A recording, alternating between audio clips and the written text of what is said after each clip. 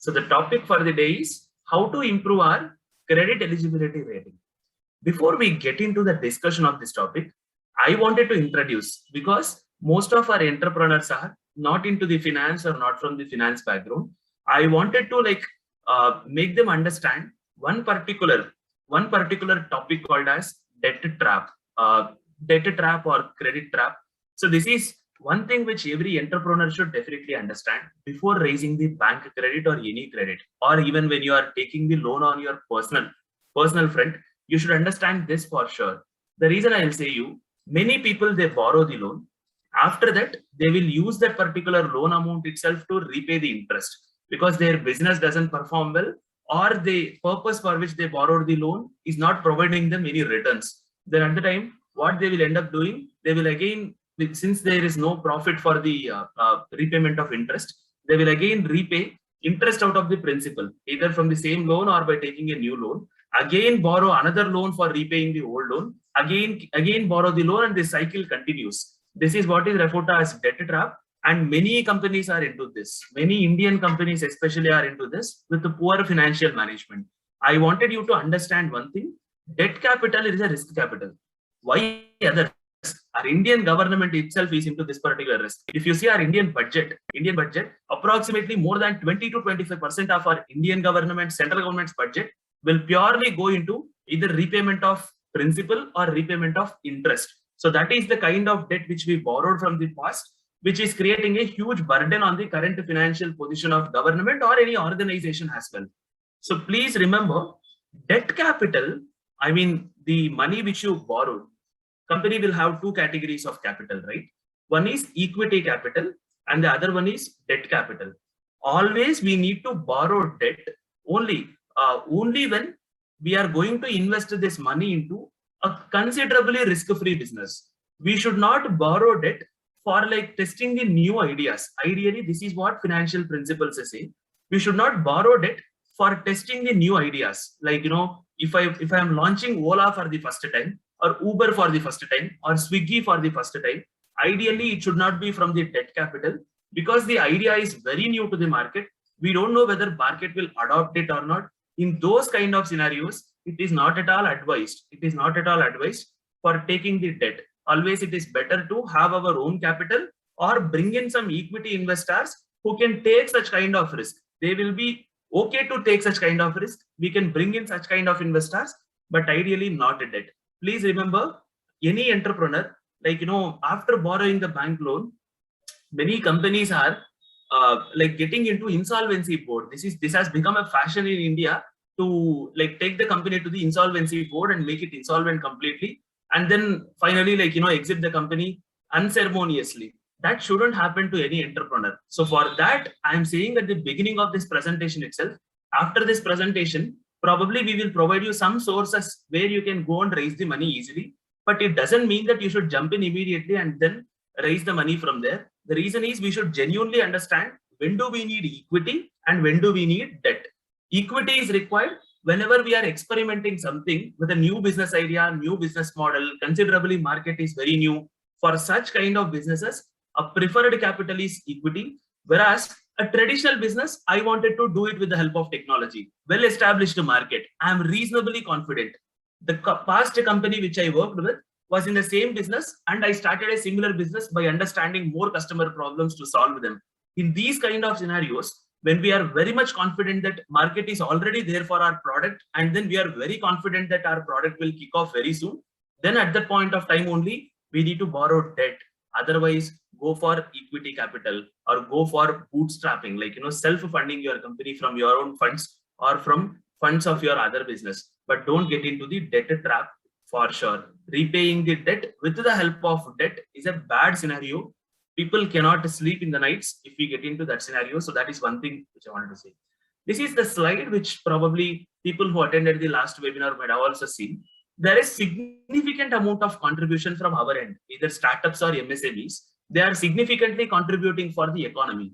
All this slide entirely presents how much amount of money we all put together are contributing for the GDP. We are all put together contributing for the exports. We are all put together contributing for the fixed asset value of the country. All these things are there. But the sad fact over here is MSMEs together, we are accounting for only 16% of the entire bank credit. Out of the total bank credit which is being provided by the banks in India, only 16% of it is going to the MSME entities, whereas a majority of the population, 40% of India's workforce, 40% of India's workforce is working in MSMEs, whereas only 16% of the total credit is available in the system for MSMEs. Majority of the credit is being given only for the bigger companies or large scale corporations. But for small companies, it is a very big problem. And this problem is there right from the beginning in India. There are many companies which are trying to solve it, but still, even then the situation is very bad. When for the small people, credit is not available from the banks, then they will start looking at the NBFCs. Even if NBFCs, in the sense, non-banking financial companies, we will discuss about them.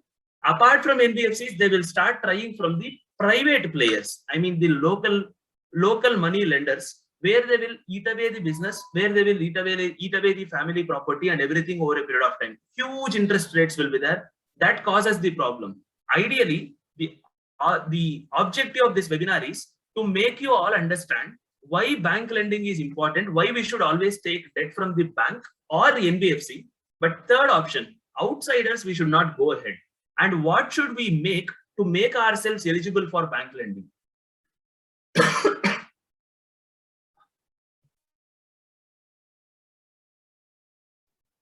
I'm really sorry.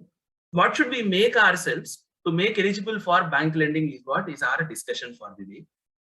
Let me move on to the next slide. For any business, these are the sources of funds. One is equity funds, where people who are willing to take risk, either promoter or his friends or investors who believe in him, they are willing to take risk and they are trying to contribute the money. 64% of the MSMEs in India are purely dependent on equity or majorly they are being funded with equity only, which is a risk capital, which is coming out of promoter's own pocket or which is coming out of the investor's pocket. Then 25% of the capital in this MSME sector is coming from borrowings. 25% of the capital is coming from the borrowings, whereas retained earnings. What do I mean by retained earnings? Last year I made profits. Again, instead of taking out the profits for my own purpose, I am retaining that in the same business and again continuing further. Approximately 14% of the capital is being funded through this particular retained earnings in the country. We need to understand these two for sure, borrowings and equity. As I said, equity is a risky capital. People who are providing us equity capital are willing to take risk. So at that point of time, we can experiment with new business ideas. But whereas when it comes to the borrowing, we have immediate obligation to repay the interest and all.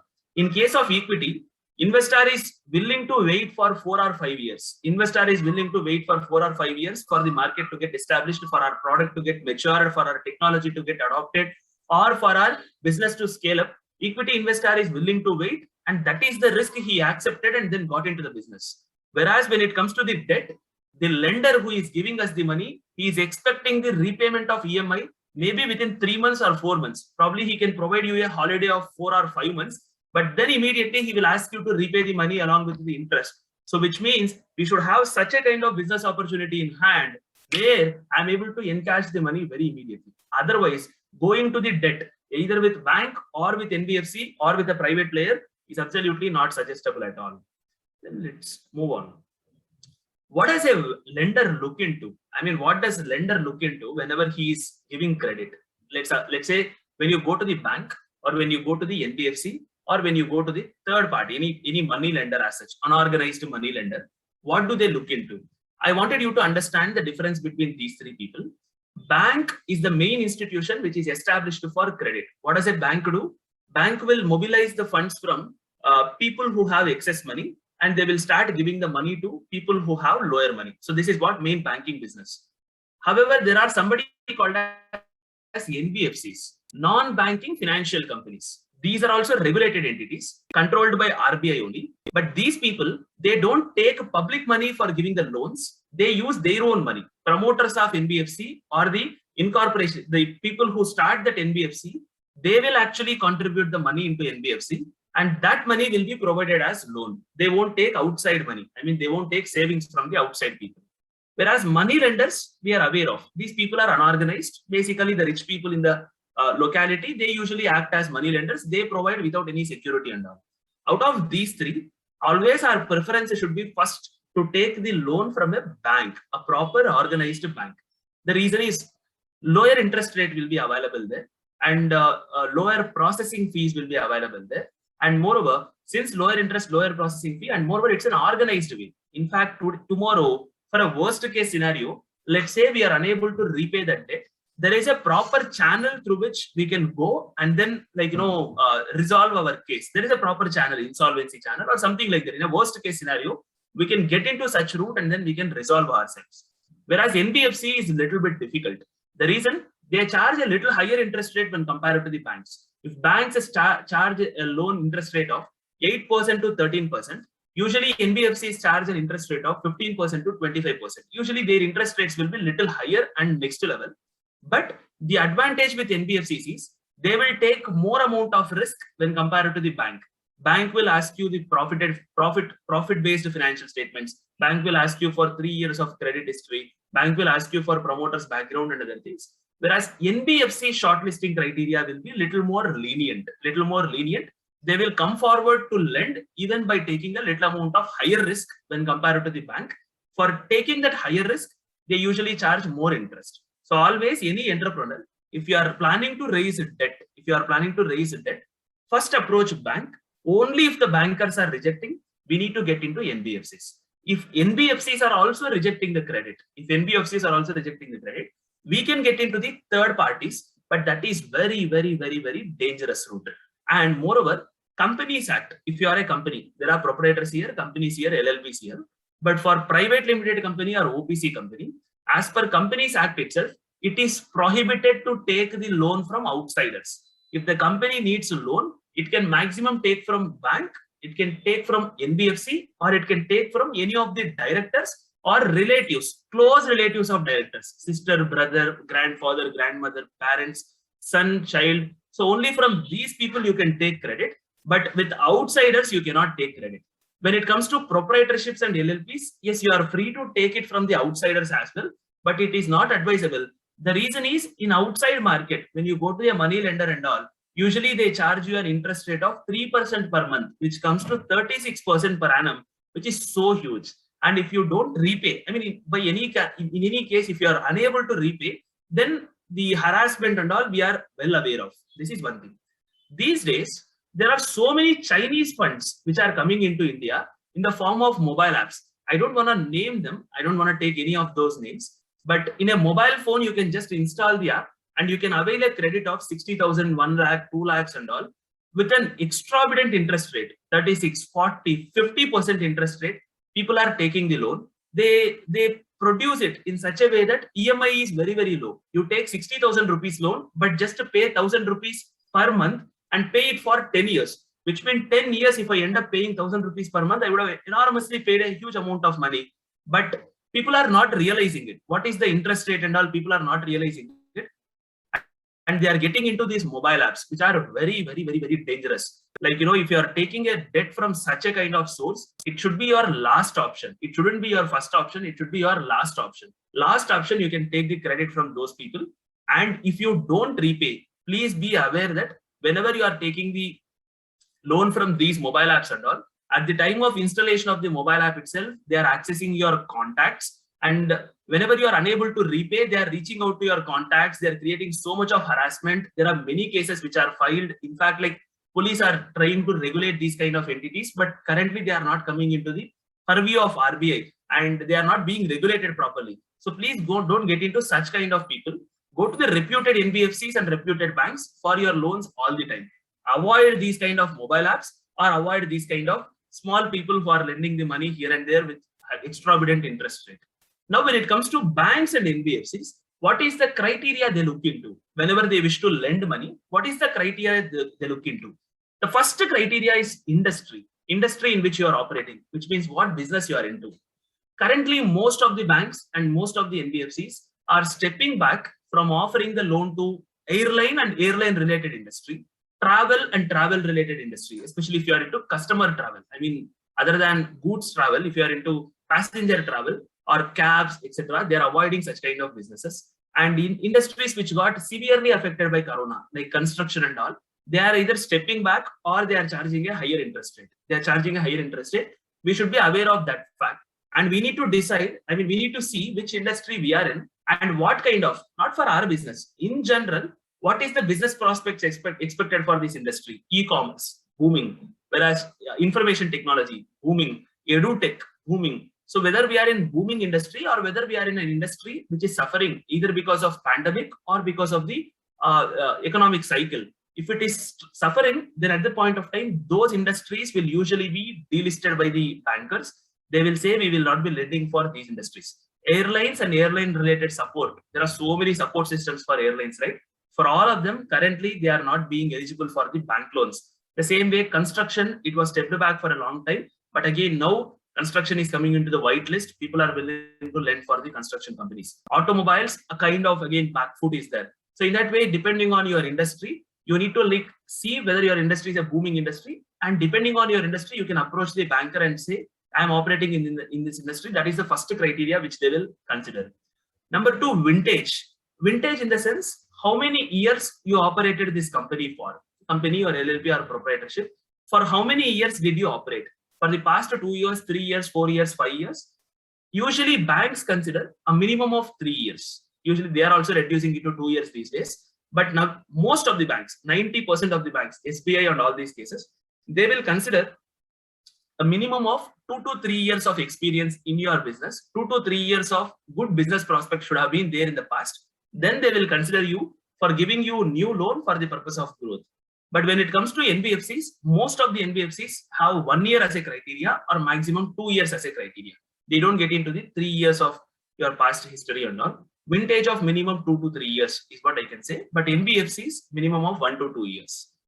When it comes to the third criteria which they evaluate, background of the promoters. For example, let's say I incorporated a company along with my friend.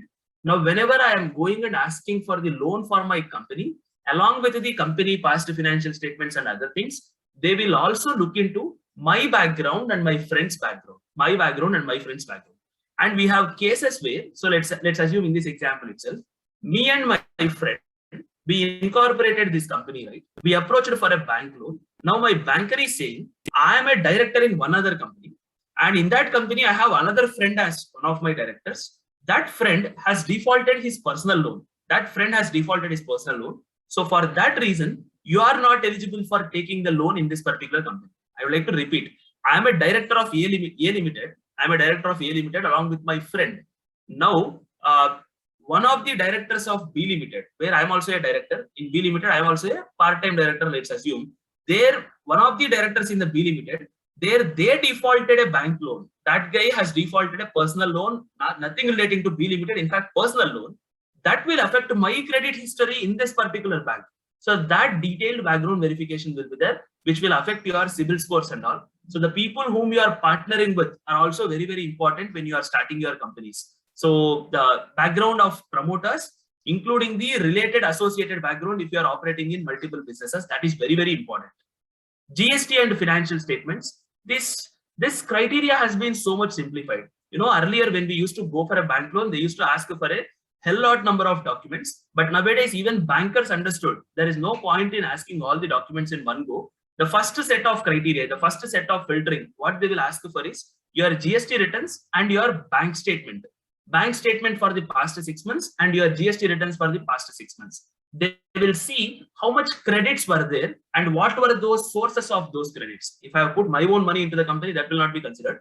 But was there any customer money which was flowing into the bank account? How much was the sales reported in the GST return? These will be the criteria. But apart from that, financial statements, profit and loss account and balance sheet of last 2 years. So these will be the sources. And most of the NBFCs, these bankers usually ask for financial statements as well. But NBFCs, they are not considering financial statements in the first step itself. Their main criteria is GST and bank statement. In my bank statement, in my company's bank statement, whether there are enough number of credits in the past 2 years or past 6 months, especially past 6 months, whether I have enough number of credits in my bank statement. Usually, sir, enough number of credits means what? How much is it? 1 crore, 2 crore, 3 crore?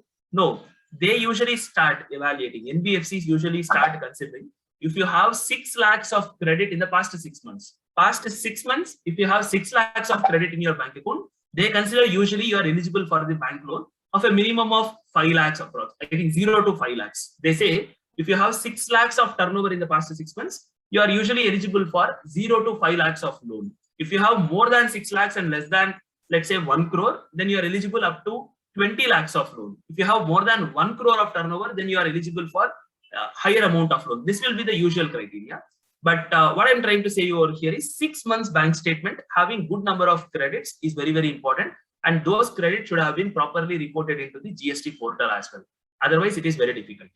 Next, age of the promoters. If you are too young, bank will think or NBFC will think twice or thrice before lending you the money. If you are too old, if you are 60 plus and all, again, business loan, the probability of approving a business loan will be very, very less. CIBIL score. This is one very important factor.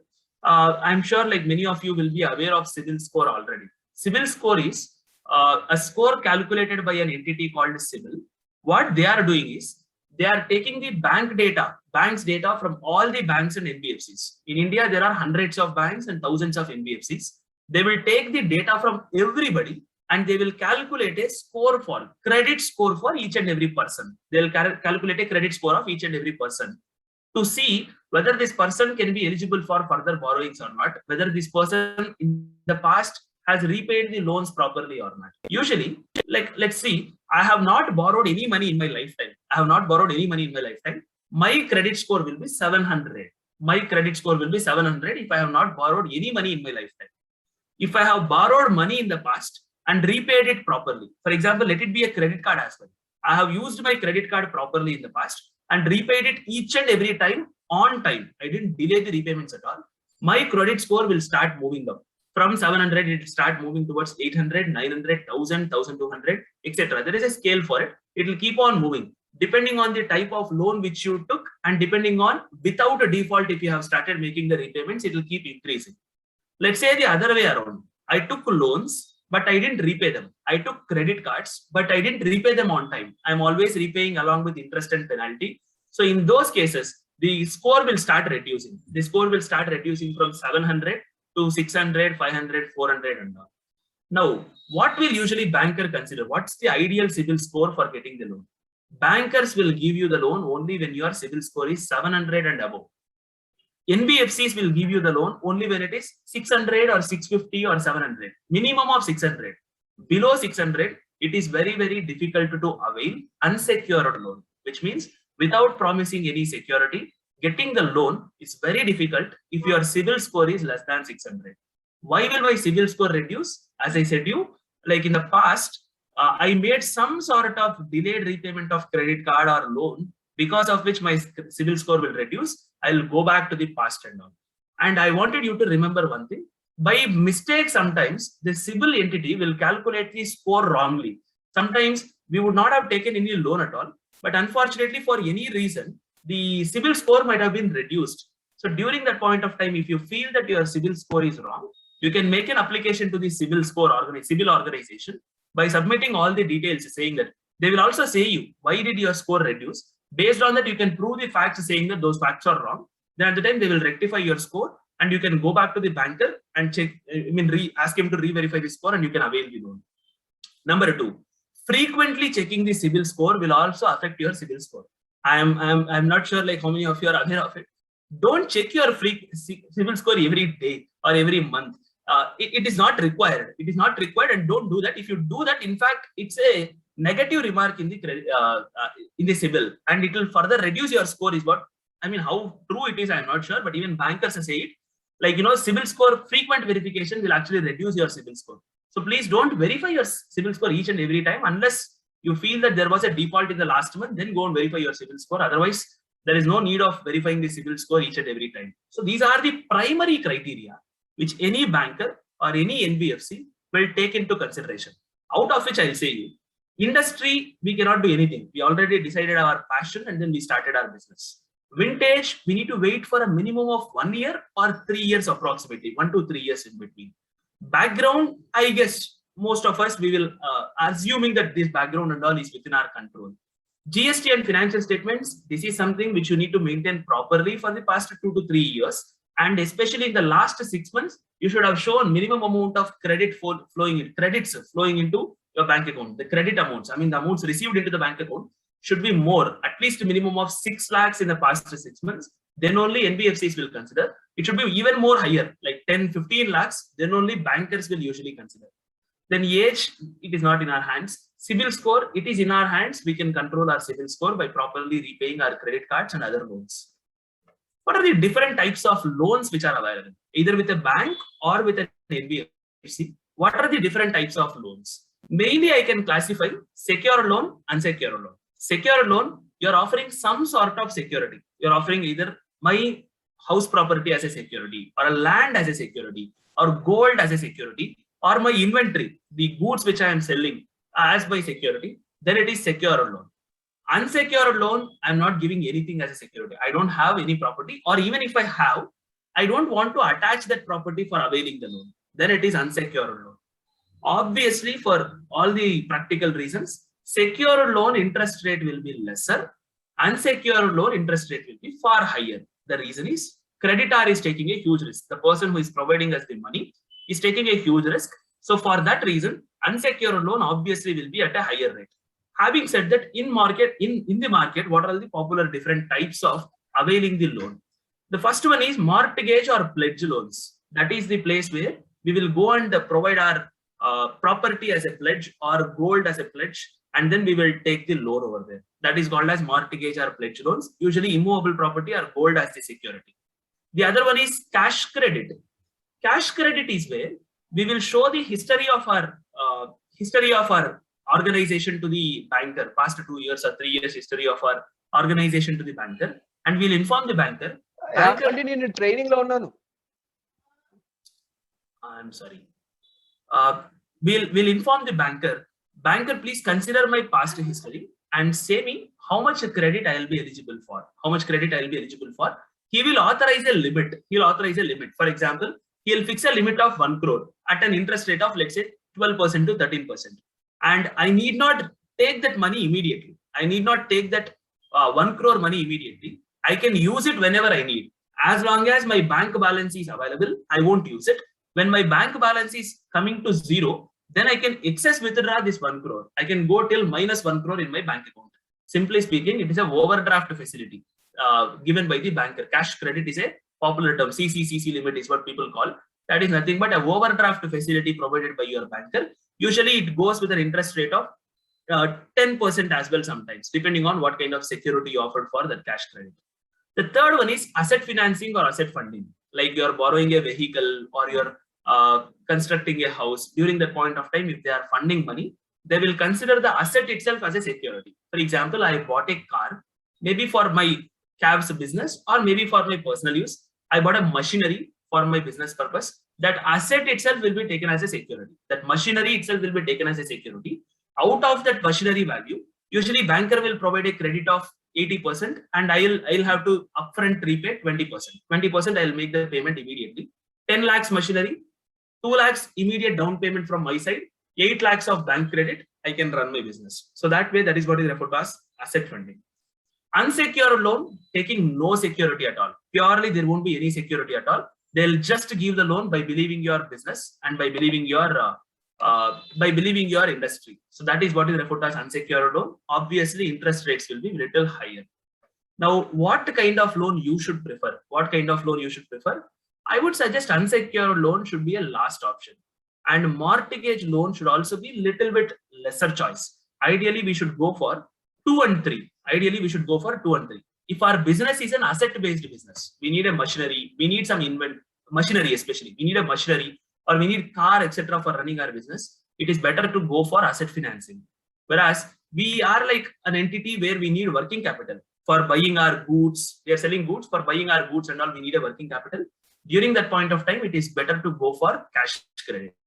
But within this combination, there are multiple types of lending money. Like if I have an invoice, I can go and submit that. I mean, if I have a purchase order from a big customer, I can go and submit that purchase order and ask the money to be paid in advance. So many other advances types are there. But broadly, I can classify all the loans available in the market into these categories. Then what shall be the ideal interest rate? This is also a frequent question, right? Whenever we go for a bank loan, our confusion is what is the ideal interest rate? Ideally, I would say for a working capital loan, for a working capital loan where we are giving our inventory as the security, our credit hours, debt hours, and inventory as the security, then at that point of time, the interest rate will range from 7% to 10%. All these are minimum rates I am saying to 7% to 10% or 6% to 10%. Whereas completely unsecured loan, it goes from 17% to 24% with an NBFC. But if it is with outsider, it can go further beyond. And bankers usually don't consider providing you the unsecured loan if you are an MSME entity. Bankers won't, most probably they don't prefer. But however, NBFCs will usually give you the unsecured loan as well. But the interest rate will lie from 17% to 24-25%. Whereas the pledge loan, where I'm giving an immobile property as a security, or like I'm taking the loan for construction of my property and all, during that point of time, 6%, 6.5, 7% to 10% again. Almost it is treated as a secure loan itself. So these are like considerable interest rates. Anything beyond this should be an alarm for us. And we need to like think over. These are minimum interest rates. You can go up to unsecured loan for 24-25%. Anything beyond that, there should be an alarm bell. If you are going for 36, 40, 50, 60% loans, then we are in a serious debt trap. We shouldn't get into such kind of loans completely. So this is what the summary of the presentation which I wanted to discuss in this particular short webinar. Having said that, I wanted to repeat once again, debt capital is not for taking up the risky businesses or risky activities. Debt capital is purely for the well-tested ideas. Well-tested ideas, only then you can go for raising the debt capital. Please take this alone as the takeaway from this particular webinar. The reason being, many entrepreneurs we are seeing out there, they are shutting out their companies. In fact, we are running the insolvency, insolvency board practice, which is a huge segment for us. That is something where people defaulted the loans and then coming into this insolvency practice, which we don't want to happen. So that's the reason why we are saying don't get into that debt trap. So that is what is our short presentation. We have also tied up with through Vakil Search. We have also tied up with multiple NBFC banks, where I said almost the criteria which I mentioned will remain same. See, if you are trying to avail a secured loan, then even banker can provide it. You need not go to the NBFC. We are not promoting any NBFC over here. We are saying the options which are available. You can go to the banker if you have a security of property which you can offer as a security. Don't go to the NBFC. But if you feel that you don't have any property as such for the sake of offering as a security, then you can approach us. We can connect you to the right NBFCs. Don't get into these mobile apps with 36-40% interest rates and all. Approach a proper registered NBFC with RBI, and you can compare interest rates, or coupon rate is what people call usually. You can compare the coupon rates for multiple NBFCs, and then you can decide what is the best option. But unsecured loan, as I said to you, it ranges from 17% to 24-25% ideally, even with our partners too. So that's the broad range. For them, the condition is the past 6 months, you should have a minimum credit of 6 lakhs in your bank account, and 6 lakhs should have come into your bank account. You might have spent it, but 6 lakhs should have been coming into your bank account, and you should have been running your business for a minimum of 1 to 2 years. With these conditions, our NBFCs process the loan.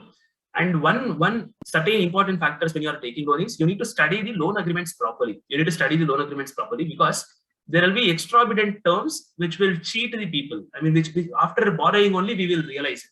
Even when we take the housing loan, we feel after taking the loan we will realize how many number of additional charges are there. Though the agreements are lengthy, I would suggest you can take a proper legal opinion. We can support you for that. But apart from that, you can also read on your own. You can also read on, we are MSMEs, I think we have that capability. We can read on our own, and then we can see which terms are opposing us. If you are not able to understand certain terms, approach our teams, approach our accounting team, or approach our legal team. We'll be able to support you and help you in interpreting those terms. The problem is NBFCs or bankers, anybody, they charge processing fees. They charge processing fees, which will usually be 2% to 3%. 2% is the ideal number. 2.5 to 3 is the higher number. But don't go beyond that. A processing fees is something which will be collected upfront from our loan. For example, if I am applying for a loan of 1 crore, they will deduct a 2% to 3% loan immediately for processing charges. And they'll give me only 97 lakhs as the loan into my account. But all my interest rate will be calculated on 1 crore. This processing charges is first thing which we need to be aware of. Number 2, late payment fees. If by mistake, if I am delaying an EMI, what is the late payment fees which they are saying? Ideally, you should go and negotiate with any banker or NBFC in such a way that there shouldn't be any late payment fees, zero late payment fees. These are the offers in the market today. This is possible. Zero late payment fees is what we need to ask for. Having said that, they will charge the interest for delay. For example, if I am supposed to repay my EMI on 20th of this month, but I am not repaying it, I am repaying it on the 20th of next month, then they have right to charge the interest on this period, interest during this period, but a flat late fees, a percentage, 20% late fees, 30% late fees. No, this is not the market today. We should not agree for such terms and conditions. That is one thing. For credit card, yes, people are doing it, credit card based funding, but for a general loan which you are taking or a working capital limit, this is not the practice. We should not allow for such kind of terms and conditions. Repayment. If they are asking you to repay within a 1 year of time, I think most of the times there is no point in taking a loan, especially unsecured loan or secure loan for 1 year of time. You should ideally go for a period of 3 years, 2 years to 3 years, and then even more. Having said that, though you have negotiated for a lengthy period of repayment, you should always try to repay as early as possible. This is called as pre-closure of loan. You should try repaying as early as possible so that you can save your interest cost. Having said that, pre-closure should be permitted in your loan agreement for sure. Sometimes what these bankers, especially bankers, what they do is, whenever I go for pre-closure, they will again charge a processing fee. They'll say pre-closure fees is there. Today in the market, pre-closure fees is zero. So you should also negotiate your terms and conditions in such a way that pre-closure fees shouldn't be there. It should be zero in your agreement. So these considerations you should definitely keep in mind whenever you are going for a loan with bank or NBFC. I am not preferring the loan with money lenders. We are not right experts in guiding you for taking the loan from the money lenders and all. So I am restricting my discussion purely for banks and NBFC entities. If you need assistance in raising the funds, we can definitely help you. And there are a list of documents which bankers and NBFCs usually ask. We can assist you over there in that particular thing as well. We can assist you in completely by connecting to the NBFC, presenting your case. Or the second option is, if you approach your banker or NBFC, we can help you in preparing the documentation, financial projections which they need. So these kind of documents and all will can help you in preparing. Apart from that, if you are not planning to raise debt now itself, we would suggest you, like, please maintain your books of accounts and GST returns properly, file them on time, so that in future, if there is a scenario where you need to raise debt or equity, it will become very simple and very easy for you. It will be a straightforward case. There won't be any black marks. So this is the summary of our webinar today. If you have any doubts, questions, or comments, or if you need any assistance, you can drop an email on webinars@vakilsearch.com. Now the floor is open for you. If you have any questions, please ask them.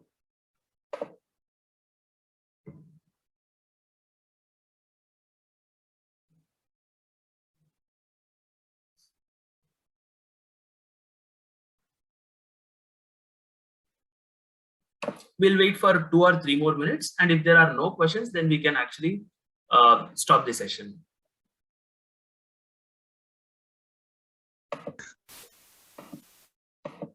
Sir, good afternoon. Yeah, good afternoon. Yeah, I am Khizar from Hyderabad. Thank you so much for your excellent talk. Sir, if from our acquaintances we borrowing money, then what will be a decent percentage we can offer them for side investment? I mean, they're not actually doing anything, just investing. No, I didn't get you, sir. Actually, I'm not able to hear you. Your voice is breaking a lot. Not sure whether my internet is a problematic one or yours. Maybe you can type the question, sir, so that I can get it. Okay, sure. I'll do that in a moment. Sure, sir. Thank you.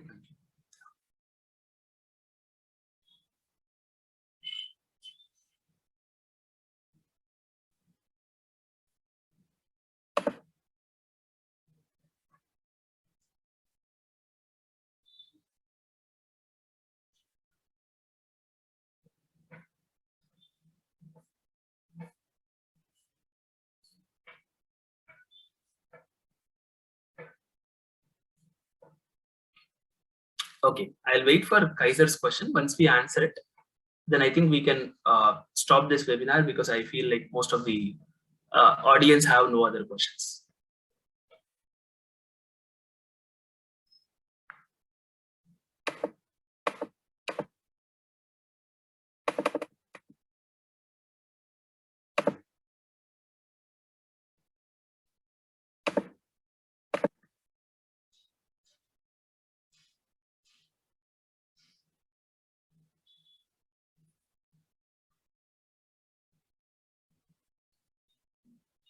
Okay, somebody by name GPT is asking a question saying that will we be getting PPT later? Yes, we will share the PPT, but recording it is subjective. Again, our team will decide whether we need to share the recording or not. But this one, because there are so many personal questions which are coming in the webinar certain times, we don't wish to share it on the public forum. But for that, PPT will be shared with all of you. What percentage of profit can be offered to an acquaintance who is investing money in our startup? Okay. Who he won't be actively involved in any of the activities, just his money. Yeah. See what percentage of shares we can offer. Percentage of profit in the sense you mean percentage of share in our company we can offer for somebody who is trying to invest money into our startup, but he's not going to participate in any way. I'll say you, I'm assuming you are a private limited company. With that assumption, I'm saying you. In private limited company, all the shareholders are same. Whether you are participating in the business or whether you are not participating in the business, all are same. If anybody is participating in the business, addition to the profit, they can also take remuneration. They can also take salary as such. They can take salary. That is their additional benefit for taking the additional step in participating in that company. Yes, let us keep that aside. Now, what amount of share we need to give it to the new person who is coming inside? For that, there is a detailed exercise called valuation, where we need to value our company. This is what is the total value of our company. And since you are bringing, let's say, by doing this exercise, valuation exercise, we got our value of the company as 10 crores. Now, if the new person is bringing in 1 crore of money, then we will ideally allocate him 10% share. So depending on our value of the company, we need to allocate the percentage of profit in it. But how do you determine this value? How did you come to a conclusion of this 10 crore or 20 crore or 30 crore? Or how are people claiming 16,000 crore, 20,000 crore valuation, or Zomato claiming 1 lakh crore valuation? How are they claiming it? They are claiming it based on the past business and projected business prospects. Usually, let's assume I'm a business for 3 to 4 years old. I'm a software company. I'm a software and technology based company, SaaS based products. In such case, usually people take your revenue and multiply it by 7 or 8 times. If my revenue is, let's say, 2 crores, then my valuation of the company is approx 16 to 20 crores. That is what 2 into 7 or 8 times. That is for software companies. When it comes to product based companies where I'm dealing with inventory and all, usually my revenue will be multiplied by 3 or 4 times, like revenue into 3 times or 4 times. 1 crore, if my revenue is 1 crore, then I will be multiplying it with 3 or 4, which means my value of the company will be 4 crores approximately. This is revenue based valuation. This is one method for easily evaluating what will be my valuation. Let's say in a scenario, I didn't have revenue at all. This is my company, which I developed the product, but I didn't go to the market at all. This is my new company where I didn't have any revenue at all. You can take a similar competitor. You can take a similar competitor, like, anybody who is like famous in your business, who is operating his business for the past 4 or 5 years and recently raised investment. If they have raised investment from a proper professional VC funded company, you can take their valuation as basis and you can value your company. For example, if this company is being valued, they are into these 4 verticals and they are being valued at 100 crores because they have this 4 years of vintage and all. Considering that, we can value our company. We are operating in one vertical and we have lesser vintage. So we will be valuing our company at 10 crores. This is called comparable valuation. That is also being done. And usually the most less preferred method for identifying the correct value in early stages is discounted cash flow. Though it is the very popular method when we certify the valuation report. But for negotiation or for identifying the correct value, discounted cash flow we don't suggest in the initial stages. For all filings purpose, we prepare mathematically discounted cash flow model.